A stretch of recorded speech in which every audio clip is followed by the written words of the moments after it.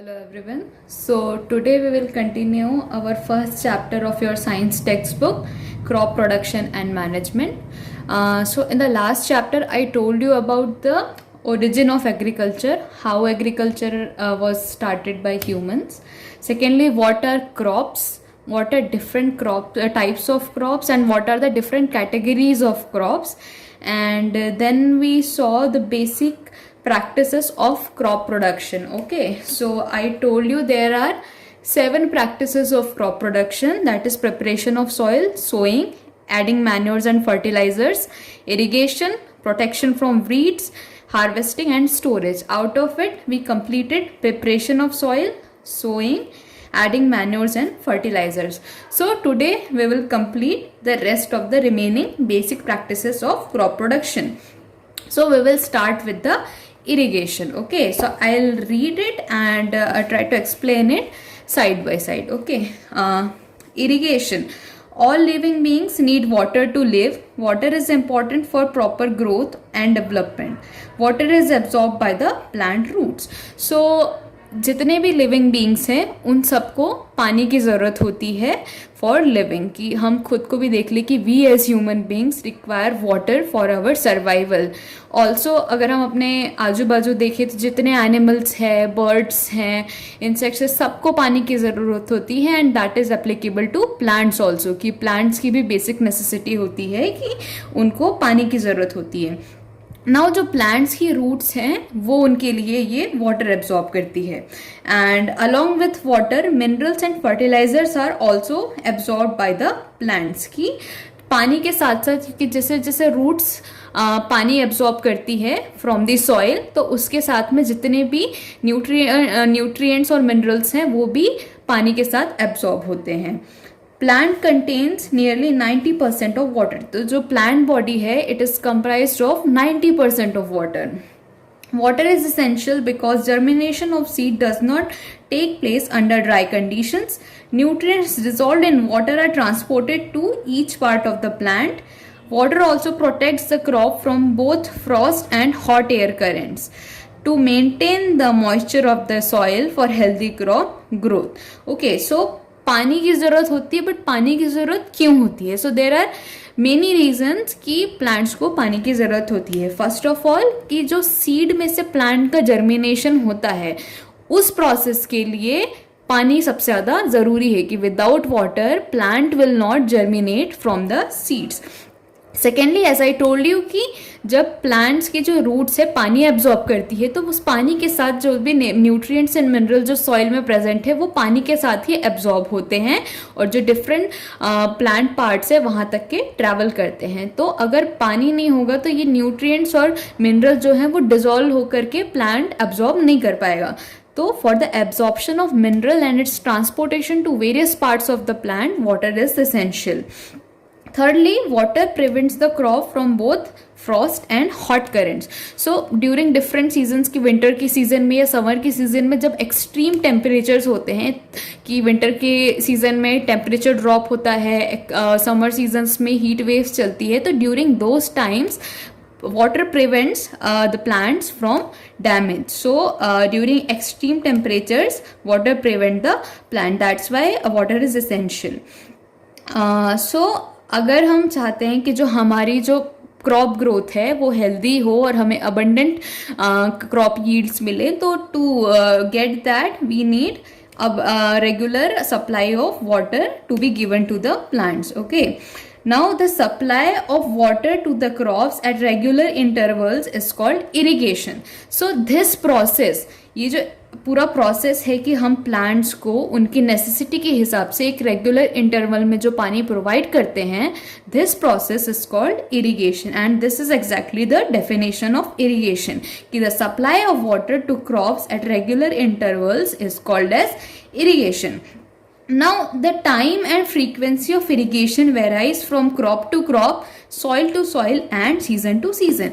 So अब कितना पानी चाहिए किसी क्रॉप को, हमको कितने कितने टाइम में उस क्रॉप को पानी देना है, that is dependent on various things like crop, soil and season. तो सपोज एक वीट का प्लांट है और एक राइस का प्लांट है, तो दोनों की वाटर रिक्वायरमेंट्स अलग होती है कि जितना पानी राइस के प्लांट को ग्रो करने के लिए चाहिए रहेगा उससे कम पानी आपको वीट के प्लांट में लगता है। तो क्रॉप टू क्रॉप डिपेंड करता है कि कितना पानी चाहिए। Also soil to soil, because कई जो सॉइल्स होती है उनकी वाटर होल्डिंग कैपेसिटी ज़्यादा होती है, किसी सॉइल की वाटर होल्डिंग कैपेसिटी कम होती है।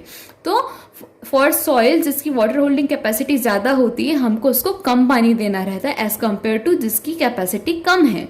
सो दैट्स वाई जो इरिगेशन का जो क्वांटिटी है that also depends on soil to soil and season to season की। सपोज समर सीजन में पानी की कमी वैसे भी रहती है and we don't have abundant quantity of water during the summer times, तो उस समय में हमको ज़्यादा पानी इरिगेट करना पड़ता है प्लांट्स को, कि plants require more water at the summer times because water is scarce at summer season, okay, and as compare to winter and rainy season, because rainy season में पानी प्रेजेंट होता है एंड विंटर्स में भी पानी comparatively ज़्यादा present होता है। तो as compare to summer seasons हमको ये जो बाकी दो सीजन्स है उसमें कम वाटर लगता है for the purpose of irrigation. Now what are the sources of irrigation? The sources of water for irrigation are wells, tubewells, ponds, lakes, rivers, dams and canals. So all these names that I have taken just now are all the sources of irrigation, okay. Now we will see the two methods of irrigation. So there are basically two methods of irrigation. First one is the traditional method and second one is the modern method. So I'll make a flow chart here.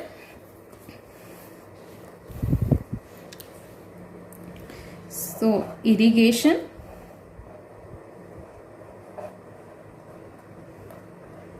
there are two methods of irrigation.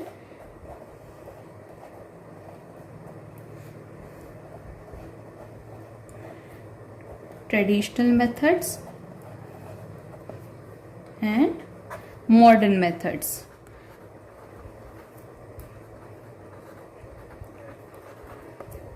Okay, so in traditional methods the water available in wells and canals is lifted up by different methods in different regions for taking it to the fields. तो in traditional method जो basic source of water है वो होता है या तो well, lake या फिर कैनाल, और इन जो वाटर सोर्सेज से डिफरेंट मेथड से पानी को लिफ्ट किया जाता है एंड अलग अलग जो रीजन्स है वहां पर पहुंचाया जाता है जहां पर इनकी जरूरत होती है, okay. Now this lifting process can be done either by human labour और by cattle, by the use of cattles. तो जो वेल्स है या लेक्स है वहां पर with the help of human labour, कि चाहे वो हम खुद पानी वहां से होल्ड करें या फिर with the help of kettles की बैल हो गए या और कोई लाइफ स्टॉक है तो उसके हेल्प से हम अगर पानी को यूज कर रहे हैं तो that comes under the traditional method. Now there are different types of traditional method such as मोट, चेन पंप, देखली, राहत, ओके। सो ये जो आपकी टेक्स्ट बुक है पेज नंबर 8 में ये जो जितने भी मेथड्स के मैंने नाम लिए सबकी इमेजेस दी हुई है, तो take a look at those images and try to understand कि इसकी वर्किंग क्या क्या होती है। कि सपोज जो फर्स्ट इमेज है मोट, इसमें आप देख रहे हैं कि यहाँ पे एक वेल प्रेजेंट है and with the help of a pulley system उसके एक एंड पे एक वेसल कनेक्टेड है। So through this pulley system ये जो वेसल है उसको वेल के अंदर डालते हैं एंड उसको पुल करने से पानी निकलता है, okay. Now in the chain pump system there is a wheel like structure in which a bucket is connected और उससे एक chain attached है। So with the help of this system water is pulled up from the ground. Similarly जो देखली system और राहत system, इन राहत system you can see कि a cattle is there, तो with the help of cattle labor ये जो पानी है ये extract किया जा रहा है, okay। Now cattle or human labor is used in these methods, so these methods are cheaper but less efficient, क्योंकि बिकॉज यहाँ पर ह्यूमंस काम कर रहे हैं या फिर कैटल्स काम कर रहे हैं, तो देखा जाए तो ये मेथड काफ़ी चीप रहती है, बहुत सस्ती रहती है, बट अगर इनकी हम एफिशिएंसी देखें तो they are very less efficient, okay. Now pumps are commonly used for lifting water, diesel, biogas, electricity and solar energy is used to run these pumps. Now nowadays अभी ये जो chain system and pulley system जिसमें हम human और cattles का use करते हैं, they are being replaced by diesel, biogas, electricity and solar energy. तो अब हम इन लेबर, ह्यूमन और कैटल लेबर की जगह हम मैकेनिकल पंप्स यूज करने लगे हैं which are run by the petrol, diesel, electricity and all those means. तो this is a change that is being seen from different times. Okay, now next is the modern method of irrigation. Okay, so modern method of irrigation के दो types हैं. First is the sprinkler system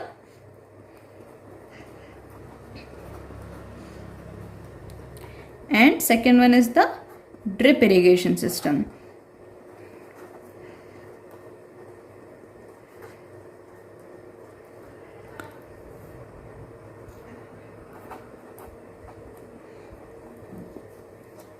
Okay, so modern methods of irrigation help us to use water economically. तो ये जो modern methods हैं वो ज़्यादा economical होती है कि हम कम पैसे खर्च करके ज़्यादा जो क्वांटिटी में या ज़्यादा एफिशिएंटली जो है हम उस वाटर को यूज़ कर सकते हैं. सो विल सी कि क्या होते हैं ये sprinkler system and drip irrigation system. So first one is the sprinkler system. This system is more useful on the uneven land where sufficient water is not available. तो यहाँ पर specially उसने बताया है बुक में कि ये सिस्टम ज़्यादा सूटेबल है उन जगहों पे जहाँ पे जो लैंड है वो इवन नहीं है, एक प्रॉपर एक इवन सरफेस में नहीं है और काफ़ी ऊबड़ खाबड़ जगह है, वहाँ पर स्प्रिंकलर सिस्टम यूज़ होता है. And also the land where water is not available, कि जहाँ पर पानी की कमी है ऐसी जगहों पे भी स्प्रिंकलर सिस्टम प्रेफरेबल है. The perpendicular pipes having rotating nozzle on the top are joined to the main pipeline at regular intervals.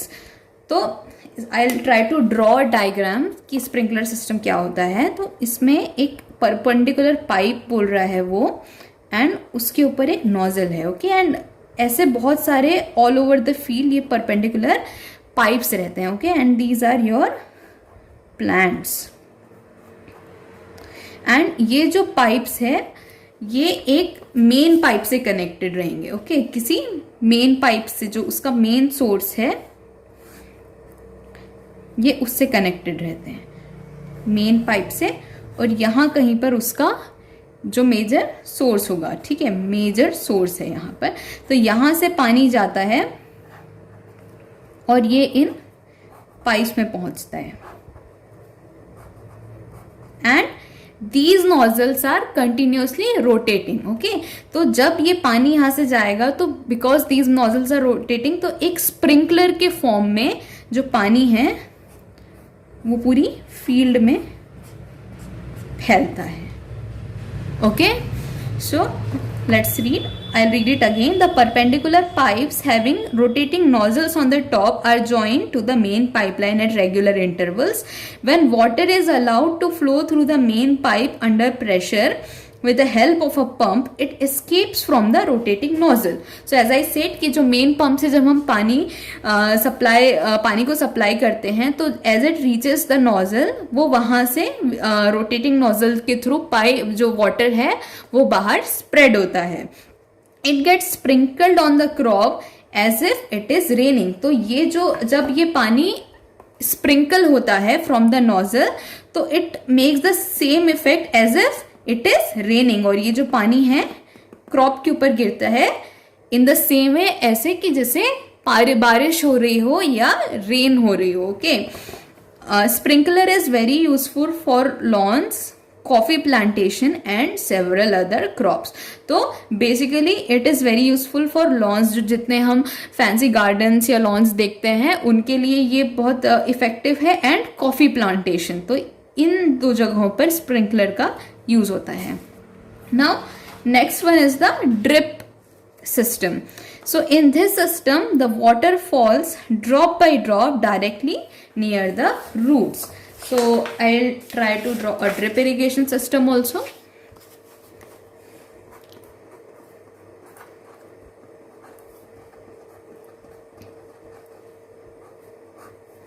Okay, so these are your plants.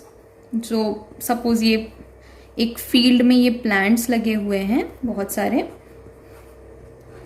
And in drip irrigation system a pipeline, a kind of pipeline is being made, a network of pipeline is being made all over the field.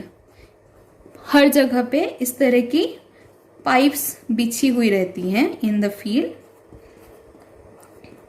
And इसमें भी also the जो pipeline है वो किसी एक main जो supply है उससे कनेक्टेड रहेगी.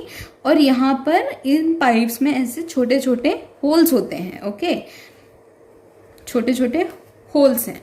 तो अब जब हम यहाँ पे पानी को सप्लाई करेंगे थ्रू द मेन सप्लाई, तो जब ये पानी आता है तो बिकॉज ये होल्स बहुत छोटे छोटे हैं तो ड्रॉप बाय ड्रॉप जो है यहाँ पर पानी जो है निकलना शुरू करता है. From every hole drop by drop slowly slowly ये जो पानी है ये प्लांट्स के पास आने लगता है, स्प्रेड होने लगता है. ओके,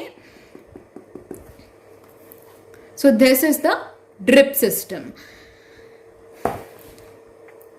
सो बिकॉज ये जो पानी है ड्रॉप बाय ड्रॉप रूट्स तक के आ रहा है, that's why the name drip system is given to this system. It is the best technique for watering fruit plants, gardens and trees. तो ये जो टेक्निक है it is very suitable for fruit plant, जो फलों के पेड़ होते हैं, gardens and trees. Water is not wasted at all. कि जो हमने देखा कि कैसे एक बहुत स्मॉल ड्रॉपलेट्स में ये पानी आ रहा है, तो इस वजह से पानी का वेस्टेज बिल्कुल नहीं होता है. It is a boon in regions where availability of water is poor. तो जहां पर वैसे भी पानी की स्कैर्सिटी होती है वहां पर ये सिस्टम बहुत इफेक्टिव होता है, क्योंकि हम इसमें बहुत सारा पानी सेव करते हैं और एट द सेम टाइम जो हमारे प्लांट्स हैं उनको सफिशिएंट पानी मिल जाता है. Now next step is protection from the weeds.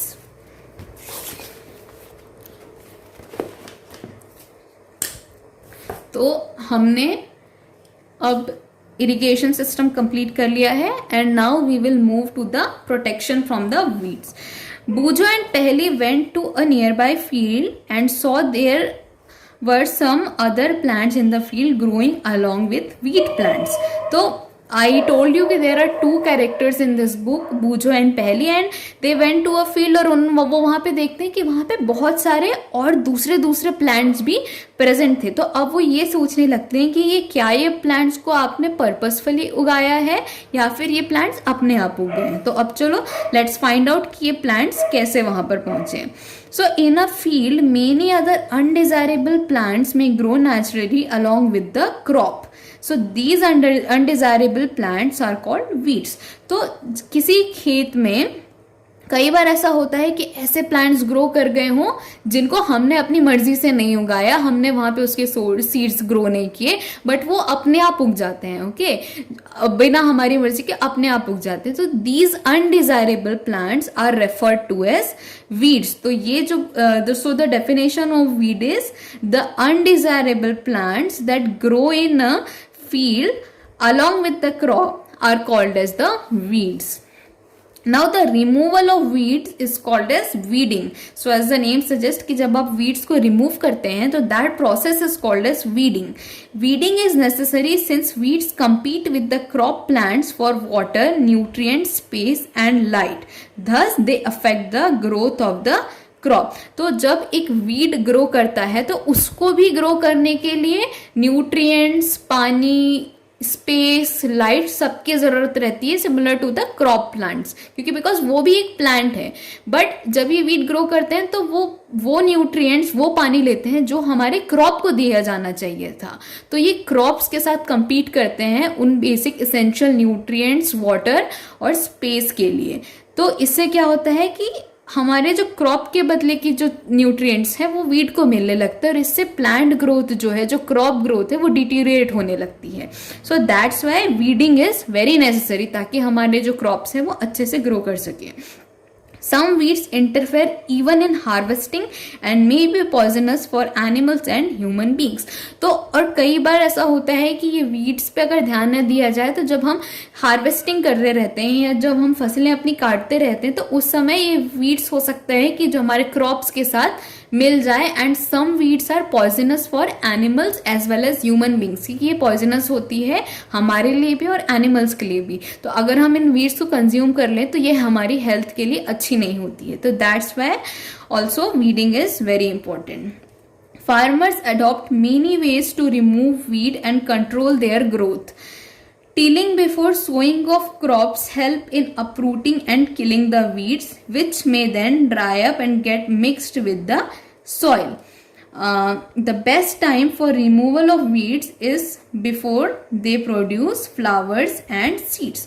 तो अब बिकॉज फार्मर्स ऑल्सो नो कि ये जो वीड्स हैं वो उनके क्रॉप प्लांट्स के लिए अच्छी नहीं है, तो they try to remove this. तो वीड्स को अब आप रिमूव कैसे करेंगे? तो I told you about the tilling process, जिसमें जो सॉइल है हम कंप्लीटली सॉइल के लेयर को इनर्ट कर देते हैं कि जो बॉटम सॉइल है हम उसको टॉप पर लेकर के आ जाते हैं. तो इससे क्या होता है कि जो अपर सरफेस पे जो वीड्स प्रेजेंट है वो अपरूट हो जाती है, जड़ से उखड़ जाती है.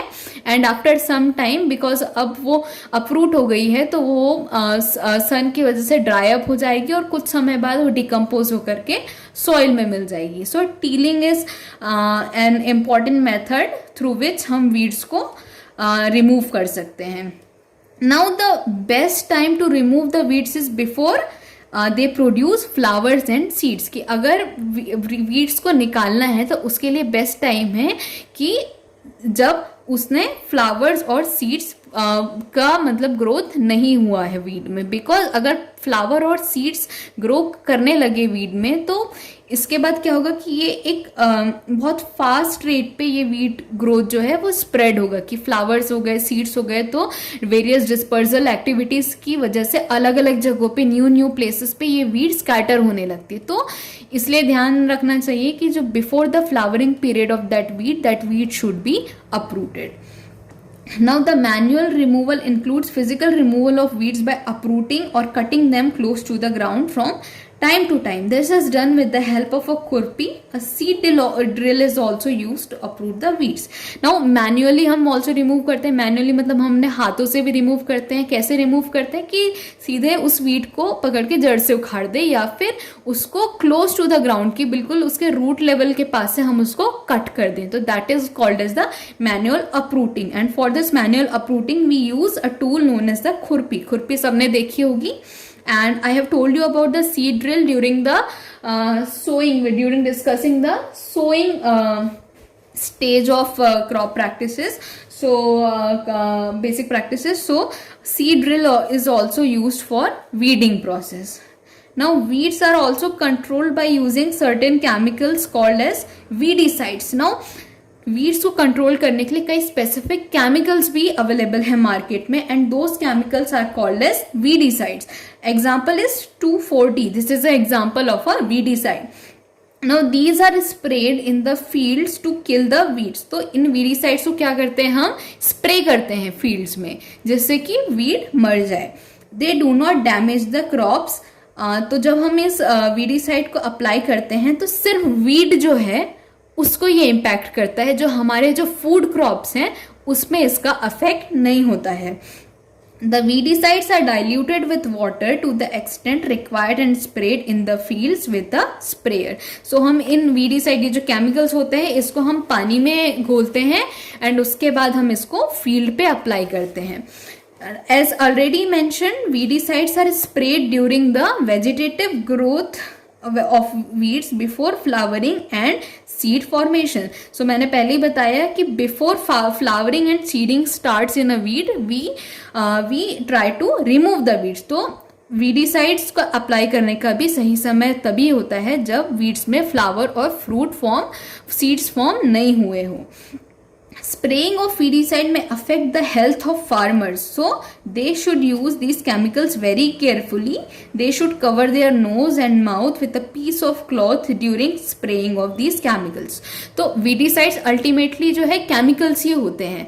So while applying, जो farmers है उनको special care लेनी चाहिए, because अगर ये weedicides उनकी आँख या फिर नाक के contact में, direct contact में आते हैं तो they may cause harm to the farmers. तो proper covering of their nose and mouth should be done before the spraying of weedicides, because these can be harmful for the health of the farmers.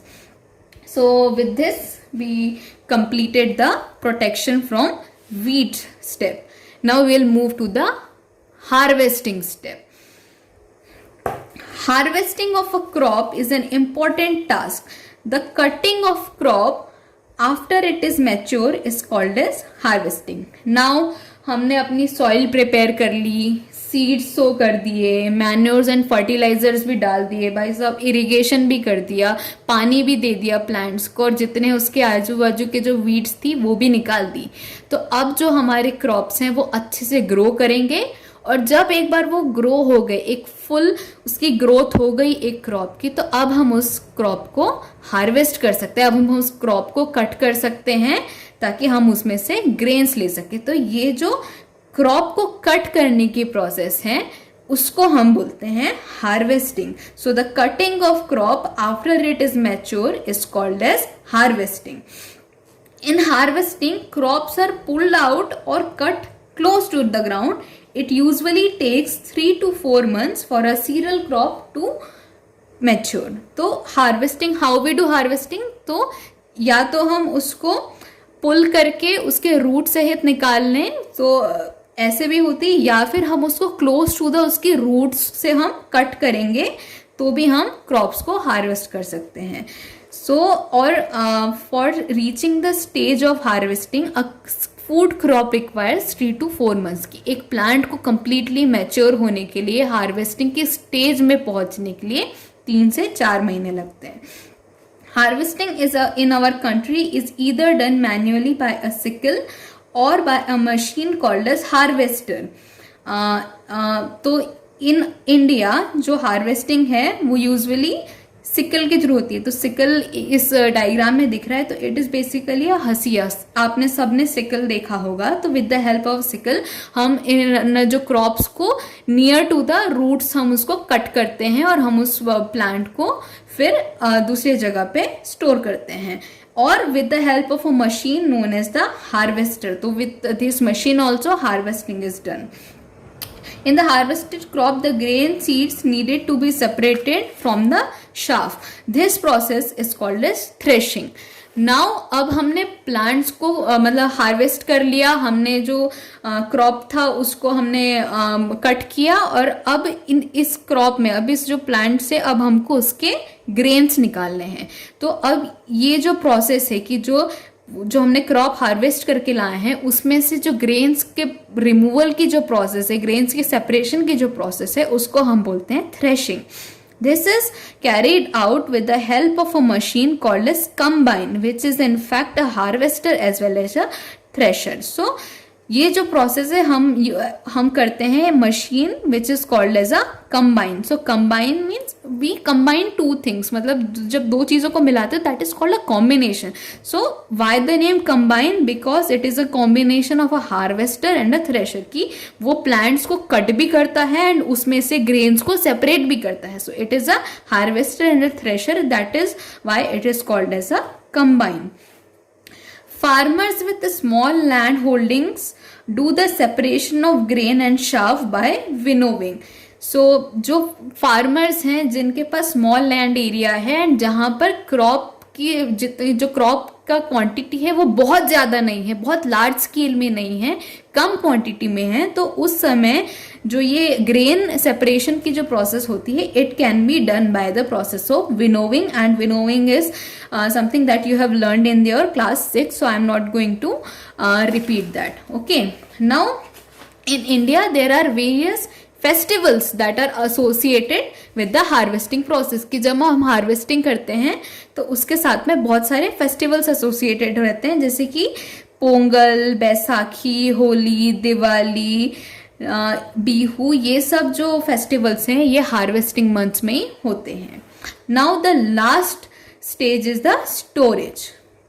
Storage of produce is an important task. If the harvested grains are to be kept for a longer time, they should be safe from moisture, insects, rats and microorganisms. तो अब एक बार हमने grains remove कर लिए crop में से, तो अब इन ग्रेन्स को यूज एक फॉर अ लॉन्गर टाइम अगर हम इनको यूज करना चाहते हैं तो हमको इनको प्रॉपरली स्टोर करना पड़ता है, ताकि ये environmental conditions like rains, moisture इससे डैमेज ना हो, एंड ऑल्सो इंसेक्ट और रैट्स और अलग जो माइक्रो ऑर्गेनिजम्स है उससे इनको हम प्रोटेक्ट कर सके. Harvested grains have more moisture. If freshly harvested grains are stored without drying, they may get spoiled or attacked by organisms, making them unfit for the use or for germination.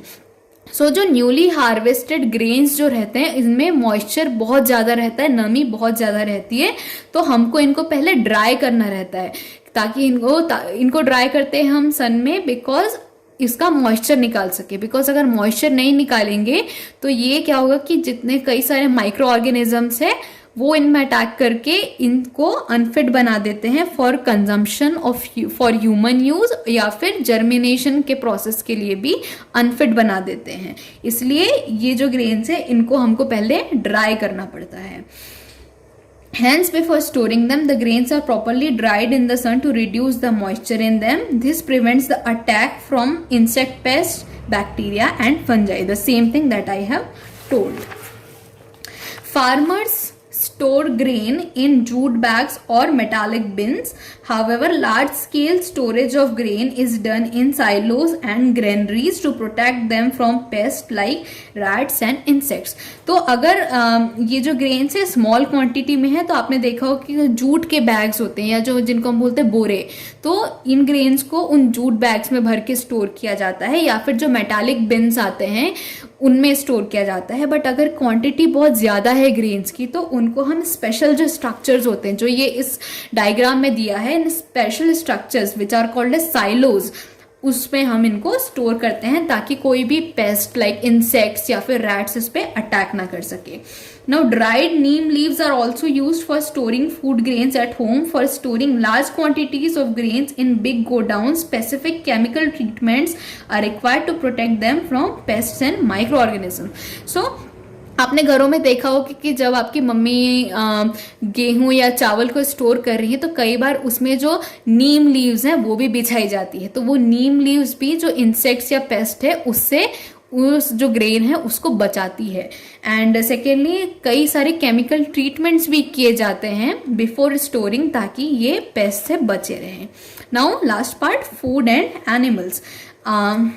So apart from plants हमको हमारा जो food है वो animals से भी मिलता है. सो food like plants, animals also provide us with different kinds of foods. Many people living in coastal areas consume fish as a major part of their diet. In the previous classes you have learnt about the food that we obtain from plants.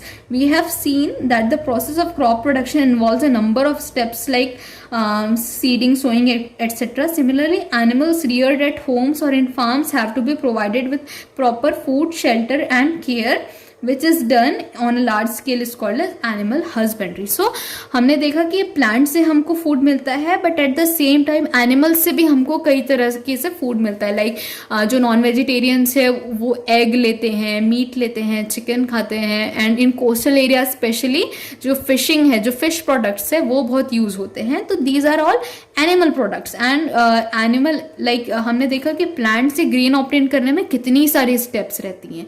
So similarly जब हम animals से भी जब हम food लेते हैं तो उसमें भी बहुत सारी स्टेप्स इन्वॉल्व रहती है, और जब इनको हम लार्ज स्केल में करते हैं तो that is called as a animal husbandry. Okay, so this is the end of your first chapter. We have completed our first chapter, that is crop production and management.